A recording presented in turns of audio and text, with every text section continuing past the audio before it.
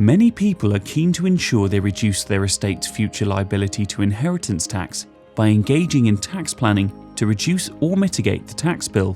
The tax planning is a very important aspect, but it is just that, an aspect. In reality, there is much to be said for looking at this differently. Think about estate planning first, with tax planning second.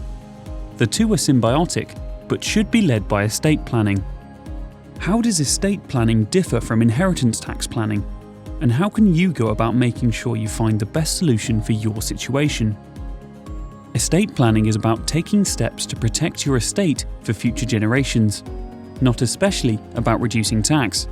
For example, many people want to ensure their wealth and assets are protected for their bloodline. They want to protect against children inheriting part of their wealth, then in the future being subjected to a divorce or bankruptcy, and part of the wealth disappearing for the benefit of the ex-spouse.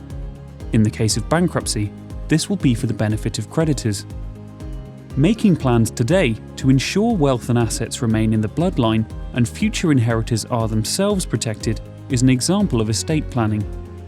Any inheritance tax planning becomes part of the wider estate planning exercise. For many, this requires a delicate balance between the needs of the individual or couple today and the future well-being of their beneficiaries. Leaving a legacy which is not unnecessarily reduced by future taxation is a desire many people have, but they don't want to leave themselves short in their own lifetime. Outright and large gifts can be complicated by this contradictory position, but major gifts also often require the donor living 7 years. Then there may be reservations about when an individual is comfortable for their offspring or beneficiaries to receive the gift. We also have to factor in that future governments might introduce more stringent rules and tax rates. It's a complex position, but the good news is there are ways to plan for inheritance tax, which can deal with most, possibly all of these factors. You just need the right solution and suitable advice. There are inheritance tax exemptions and allowances. Making sure these are properly used is a simple but highly effective step. There are gifts, which can be made on a regular basis in a drip feed fashion. For example, every individual can make a gift of £3,000 per year, which is immediately outside of the tax loop.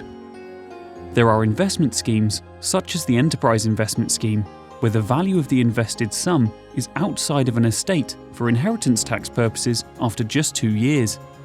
Which of these or other possible tax-saving options work best for you will be dependent on your circumstances and wider estate planning. How you use these will be subject to a skilled appraisal of your situation, aligned to your wishes.